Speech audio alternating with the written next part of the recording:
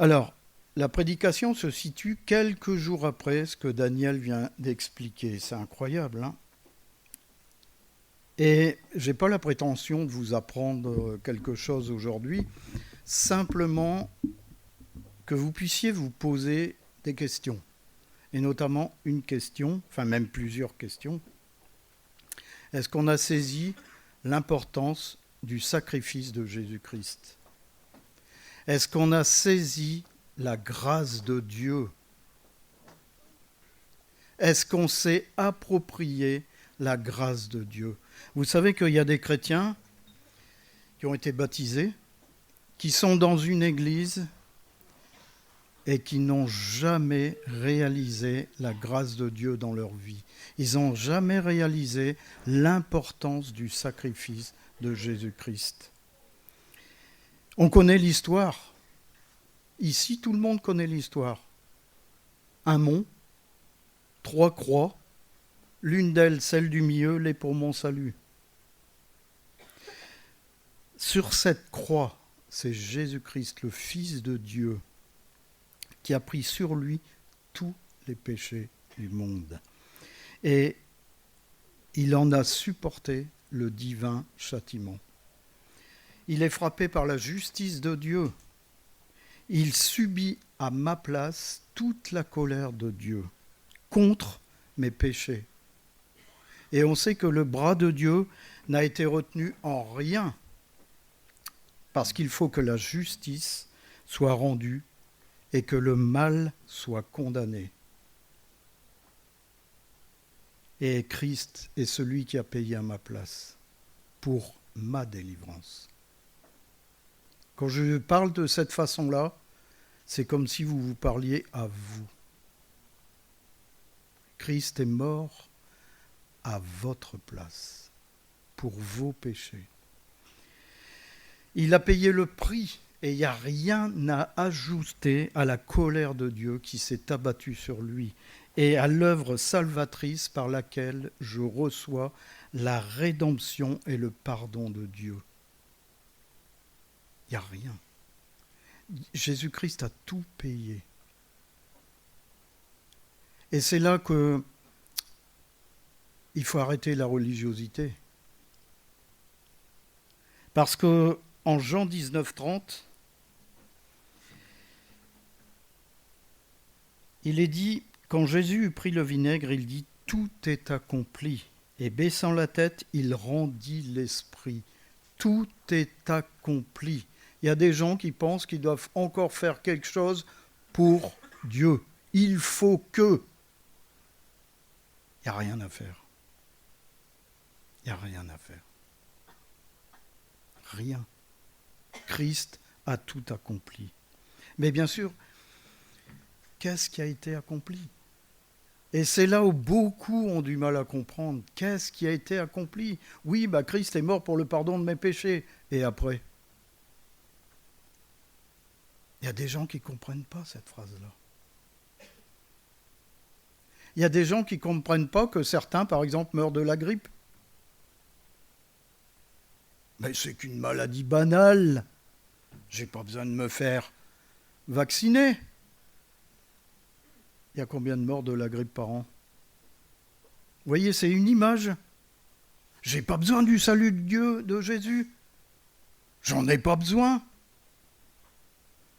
Et ils vont connaître la mort éternelle.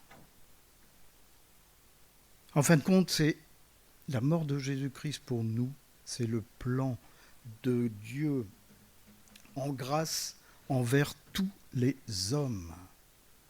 Lorsque tu tournes les regards vers Jésus-Christ, tu reçois la grâce de Dieu. C'est pas simplement je regarde la croix et je suis sauvé. C'est sûr que si on s'arrête là, ça fait un petit peu court, je pense. Et malheureusement, comme je le disais, il y en a beaucoup qui n'acceptent pas ce plan parce qu'ils sont complètement incrédules. Ils refusent d'admettre qu'un jour, un homme est mort sur une croix. C'est bon pour les gens faibles, la foi. La religion, c'est pas pour moi, ça me sert à rien. Et pourtant, il y en a d'autres qui, par la foi, acceptent ce don gratuit que Dieu donne. Et ils jouissent à ce moment-là d'un grand salut. Alors le problème, il est là. Est-ce qu'on discerne chaque jour l'étendue et la grandeur du salut en Jésus-Christ? Est-ce qu'on en mesure les conséquences? Si vous dites à quelqu'un vous pose la question, est-ce que tu es sauvé? Oui, je suis sauvé, je connais Jésus. Et alors? Je vais dire comme Daniel ce matin, est-ce que ça se voit? Ça ne suffit pas. D'où cette réponse à la question, est-ce que j'ai saisi la grâce de Dieu? Est-ce que je me suis approprié le sacrifice de Jésus-Christ? Vous allez voir, ça va loin. En fin de compte, lorsque je réalise que sur la croix où Jésus a porté mes péchés, je dois m'y voir crucifié. Je dois voir ma chair corrompue, crucifiée avec Jésus-Christ. La parole de Dieu me dit avec vérité et puissance que, étant associé avec Christ dans la mort, je le suis également dans la résurrection. En Romains 6, verset 5, « En effet, si nous sommes devenus une même plante avec lui par la conformité à sa mort, nous le serons aussi par la conformité à sa résurrection. » Je viens de parler de quoi, à votre avis, ici? Du baptême. Je viens de parler du baptême. Lorsqu'on trempe la tête de quelqu'un dans l'eau, il meurt. Lorsqu'on le relève, il ressuscite. Mais est-ce que j'en ai saisi l'importance? Est-ce que j'ai saisi ce geste que je meurs en Jésus-Christ et que je ressuscite? Moi, je me suis fait baptiser, je n'avais absolument jamais réalisé ce que ça voulait dire. Il faut être honnête un jour. Il faut savoir le dire.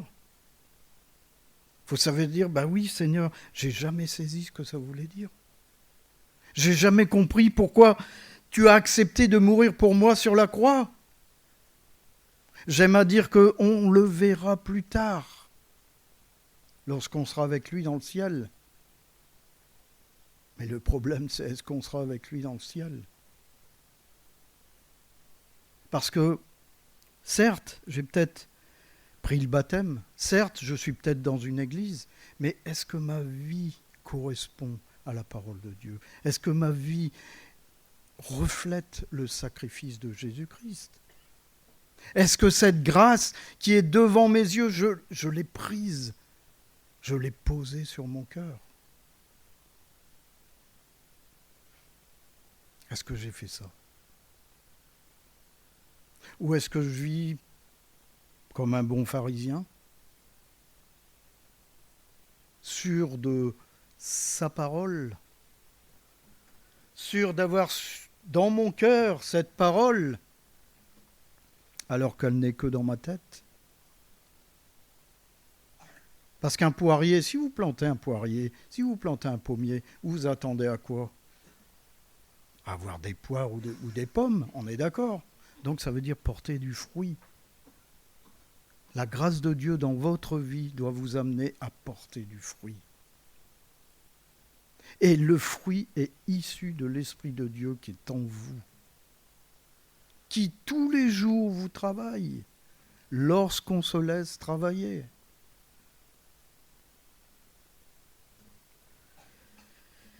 Parce qu'entre ce que Christ a accompli et ce que je manifeste en pratique, il y a parfois un immense fossé à combler.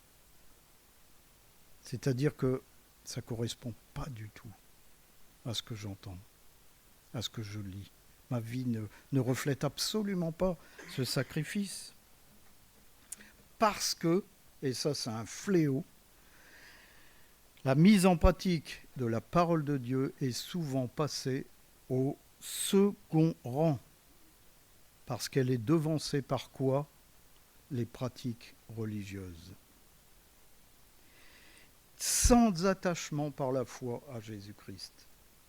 C'est-à-dire qu'on est tellement persuadé qu'en s'asseyant dans une église, on est sauvé, que jamais on se remet en question devant le Seigneur. Il y en a combien de religieux? Il y en a combien qui vivent sur des acquis?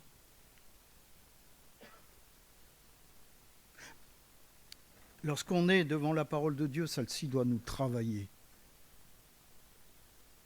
Je dis souvent, et j'aime souvent le dire, et j'aime souvent à vous le dire, lisez, méditez le premier épître de Jean. Vous allez vous ramasser une claque. Il n'y a pas de niveau de gris dans l'épître de Jean. Vous êtes de Dieu, vous êtes du diable.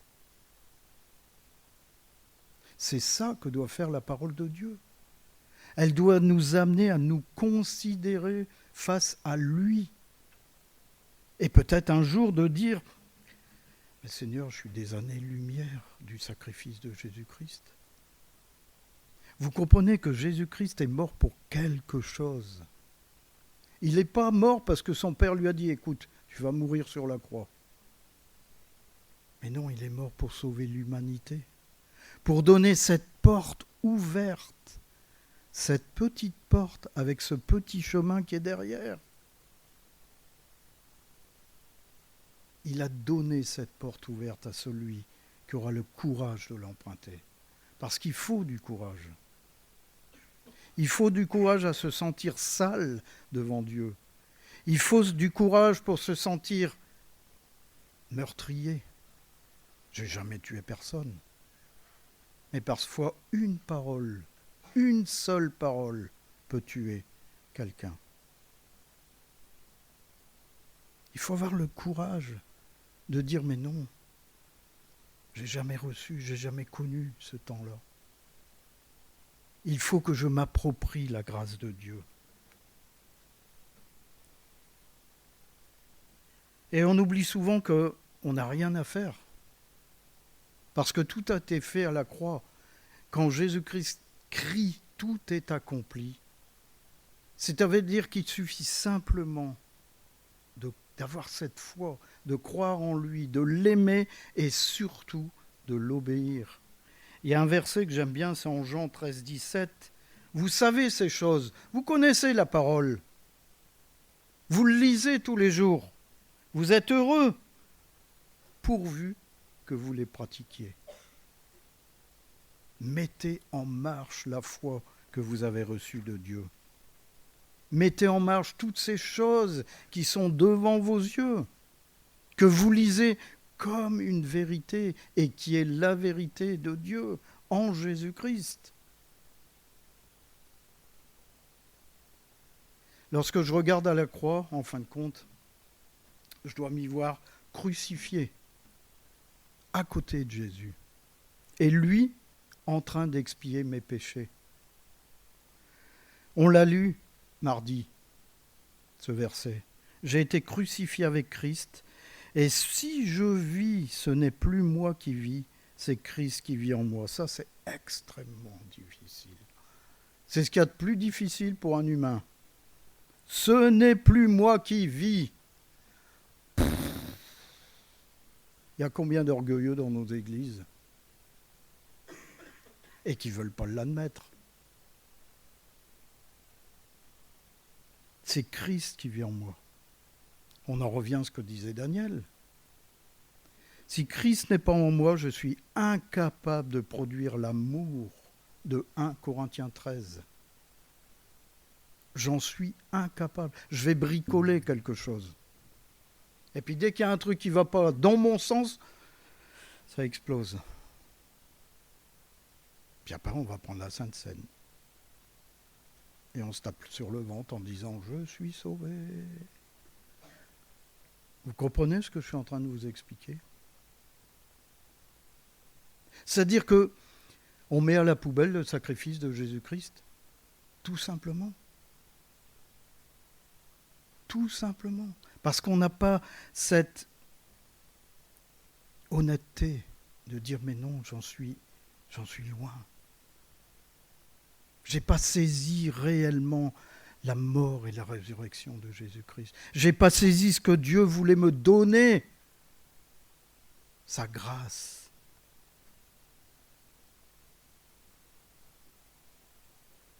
Si je vis maintenant dans la chair, c'est-à-dire dans mon être, je vis dans la foi. J'aime le Seigneur, même si je suis sur cette terre. Je suis les préceptes de Dieu, j'obéis à sa parole. Je vis dans la foi au Fils de Dieu qui m'a aimé, qui s'est livré lui-même pour moi. C'est Galates 2:20. Je suis sur la croix avec Christ. Cependant, la connaissance de ce fait doit être une réalité dans ma vie. Je dois réaliser que je suis mort avec Jésus-Christ à la croix. C'est le baptême. Ça doit se voir, ça doit se sentir. Je vais vous dire autre chose tout à l'heure sur ce fait-là. Il faut vivre ce que Christ a fait pour moi et ce qu'il a fait de moi. Vous comprenez? On doit sentir la différence entre ce que j'étais avant et ce que je suis aujourd'hui. Et c'est pas moi. C'est pas moi qui ai réalisé ces choses, c'est la mort de Jésus-Christ, son œuvre qui est venue en moi par la puissance de son esprit, qui a fait tant de merveilles. Des petites choses des fois, des petites choses, et puis on ne s'en aperçoit pas. Et un jour, au gré d'une conversation, on s'aperçoit qu'effectivement, il y a des choses qui sont parties. Moi, je pourrais vous expliquer une chose qui est banale. C'est un mot grossier que je ne sais pas pourquoi, depuis des années, je disais à chaque fin de phrase. Et un jour, c'est Paul qui m'a fait la réflexion. J'ai rien demandé à Jésus. Je ne vous dirai jamais que j'ai prié et demandé à Christ de m'enlever cette chose-là. Et un jour, j'ai réalisé que cette chose-là, je ne le disais plus. Le Seigneur m'a montré. Et c'est incroyable. Il est fidèle dans les grandes choses et des fois dans les petites choses, on ne le voit même pas. Et ces petites choses sont importantes. Donc, il faut vivre ce qu'il a fait pour moi et de moi. Vous comprenez?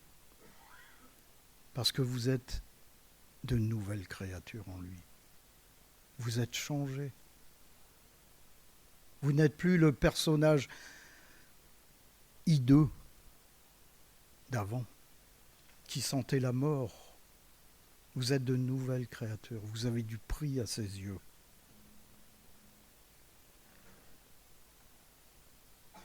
Et en fin de compte, c'est la clé qui ouvre la voie de la liberté dans nos vies. Ce n'est pas les reproches sur ma conduite, sur ma vie, qui changera quelque chose en moi. Vous comprenez, les choses humaines, les choses qu'on vous dit, ce n'est pas ça qui nous changera. Mais dès que je saisis que rien n'est de moi, mais que tout est en Christ, c'est là où la liberté commence. Tout vient de Jésus-Christ. Est-ce que j'en ai conscience ce matin? J'entre à ce moment-là dans cette liberté qu'il m'offre et je vis complètement dans l'obéissance. Et c'est là où il faut réagir. Si je suis de Christ, j'obéis à Christ. J'obéis pas aux pensées, j'obéis pas à tout ce qui arrive, toutes ces petites paroles qui me sont dites. J'obéis à Christ. Alors, en fin de compte, on découvre quoi? C'est que cette liberté m'ouvre bien plus de portes qu'elle n'en ferme. Car l'amour de Christ nous presse, parce que nous estimons que si un seul est mort pour tous, tous donc sont morts. Vous voyez, on est mort avec Jésus-Christ. Lui, il est mort pour nous, nous, on est mort aussi pour lui et avec lui. Et qu'il est mort pour tous, afin que ceux qui vivent ne vivent plus pour eux-mêmes, mais pour celui qui est mort et ressuscité pour eux. 2 Corinthiens 5, 14, 15. Ne plus être à soi, ne plus vivre pour soi-même, revient à se donner tout entier à Jésus-Christ, à se laisser bercer par lui. C'est lui qui choisit à notre place. C'est lui qui fait mouvoir la grâce dans notre vie. Lui qui nous aime en fin de compte, est-ce qu'il ne pourrait pas choisir et nous donner ce qu'il y a de meilleur? C'est ce qu'il veut faire dans nos vies. Il veut nous donner ce qu'il y a de meilleur. En fin de compte, cet affranchissement est à ma disposition depuis ma naissance en Dieu. De Dieu, pardon. Depuis que je suis né de nouveau, j'ai à ma disposition cet affranchissement. Et il y a beaucoup de gens qui sont encore enchaînés parce qu'ils n'ont pas saisi ces choses. Ils sont entravés. Et on vit et on a vécu. Là, je marque, j'ai vécu tout ce temps comme un esclave du péché. Mais de temps en temps, à intervalles réguliers, je revenais repentant aux pieds du Seigneur. Mais de temps en temps. Vous savez qu'il y a une histoire vraie qui raconte qu'un homme condamné à mort a été exécuté parce qu'il n'a pas voulu croire que le juge l'avait gracié. C'est une histoire vraie. Alors on se dit, mais quel idiot! Mais moi j'aurais saisi ce moment-là. C'est l'image en fin de compte frappante de ce monde aujourd'hui, où les gens ont entendu parler de la grâce de Dieu, même dans nos églises, et qui ne saisissent pas cette grâce. Et en fin de compte, on va vers une mort éternelle. Même si on a l'impression d'être sauvé, même si on est dans une église, si on refuse cette grâce, c'est la mort éternelle. Pourtant, Dieu me dit que je suis mort et ressuscité avec Christ. Il me le dit. Je lis ces paroles. J'entends les paroles divines.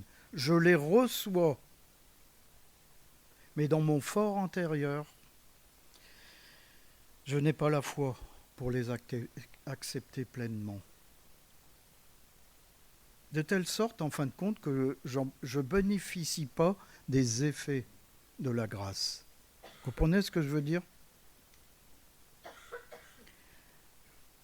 C'est-à-dire que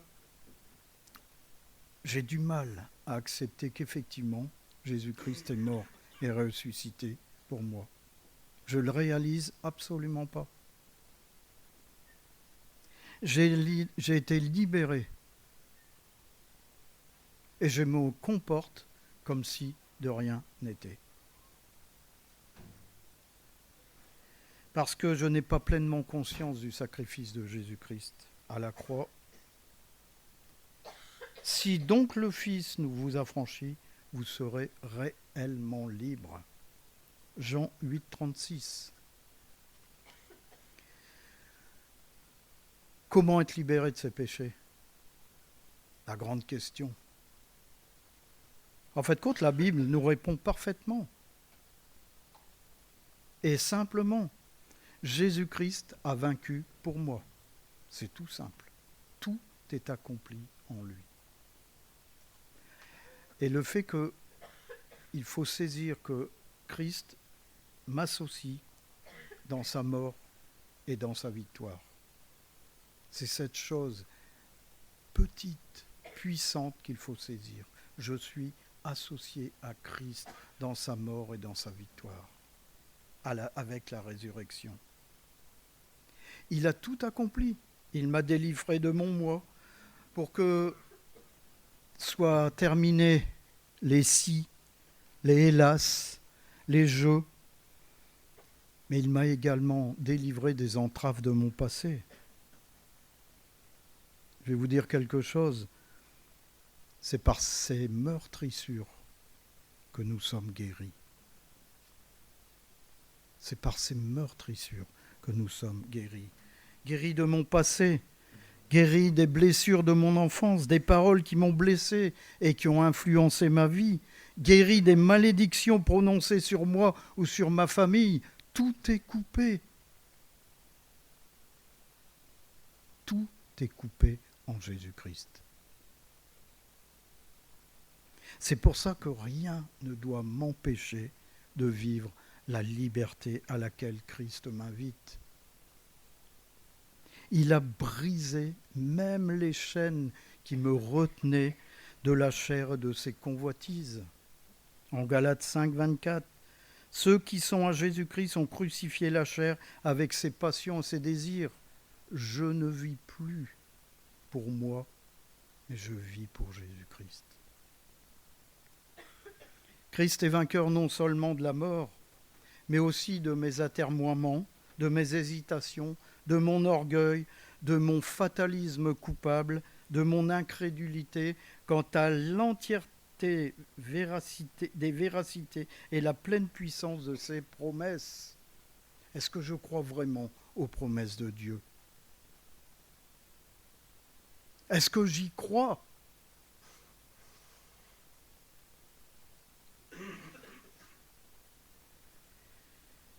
Il est souvent, et je le dis, il est temps d'arrêter de se battre, c'est ce que je vous les ai dit tout à l'heure, je reviendrai là-dessus. Il est temps d'arrêter de se battre avec soi-même. On ne se bat pas avec un mort. On le laisse dans son état sans s'en occuper. Il est mort. Quand il ne peut pas regimber, c'est à ce moment précis que commence la vraie liberté. Alors, meurs à toi-même. Accepte d'être crucifié avec Christ à la croix. Et on faisait une réflexion mardi. Le verset disait « J'ai été crucifié ». Le verset ne dit pas « Je me suis crucifié ». Vous comprenez ce que ça veut dire? On a la repentance, on a toutes ces choses à faire, c'est sûr. Mais c'est le fait d'accepter de mourir. Quand je dis mourir, ça veut dire que mon moi n'existe plus. C'est Christ qui vit. C'est lui qui vit. Et ça se voit, ça se sent. On entre quelque part, c'est un rafraîchissement. Là où il y a la violence, c'est la paix qui vient. Là où il y a les pleurs, c'est la joie qui vient. Parce qu'on sent la présence de Jésus-Christ. Mais il faut parfois bien du temps pour enfin vivre ce qui était possible dès le début. Vous savez, il y a des gens qui vont mettre des années pour comprendre. Pourquoi? Parce que l'homme est borné, incrédule. Il lui faut souvent du spectaculaire. Il s'attend à voir l'Esprit de Dieu arriver, tout fracasser, des flammes de partout. La parole nous dit souvent que lorsque l'Esprit vient, il est comme un souffle léger et rafraîchissant. Ça n'a rien à voir avec toutes les images qu'on a. Et souvent, quand ça ne marche pas, on cherche ce qui ne fonctionne pas. On va peut-être mettre ça sur le dos de l'Église. On va mettre ça sur le dos de ceci, de cela. Même sur le dos de Dieu. Pourquoi pas? Si ça ne marche pas dans ma vie, c'est de la faute du Seigneur. En oubliant souvent que quand on pointe un doigt, il y a 3 autres qui sont pointés vers nous. Comme il a encore été dit ce matin, on oublie souvent que le problème vient de nous-mêmes. Ce n'est pas un problème d'église, ce n'est pas un problème de foi, c'est un problème de personnalité. On ne doit pas regarder en arrière, retenu et de nouveau enchaîné par des remords stériles, des choses du passé qui nous hantent et qui nous empêchent de regarder devant. Mais dès maintenant, il faut vivre libre. Il faut courir délié de toutes les entraves de la chair, transmettant cette précieuse vérité de l'affranchissement, c'est-à-dire la liberté, au plus grand nombre et à la génération qui peut-être terminera la course du salut. C'est-à-dire qu'on est appelé à témoigner de l'œuvre de Christ dans notre vie. Témoigner de pourquoi un jour un homme a accepté de mourir pour nous. Et si vous n'avez pas parlé, ne vous inquiétez pas, c'est votre vie qui doit témoigner. Des fois, les actions valent bien mieux que les blablas. Parce que les gens peuvent se reculer, vous regarder vivre et disent « J'aimerais bien savoir pourquoi il vit comme ça. J'aimerais bien connaître. Savoir pourquoi il est différent, pourquoi il est différente des autres. Je veux connaître ce secret. » On vit tellement dans un monde de fous. Et pourquoi ça ? Simplement parce que Christ a tout accompli à la croix. Amen.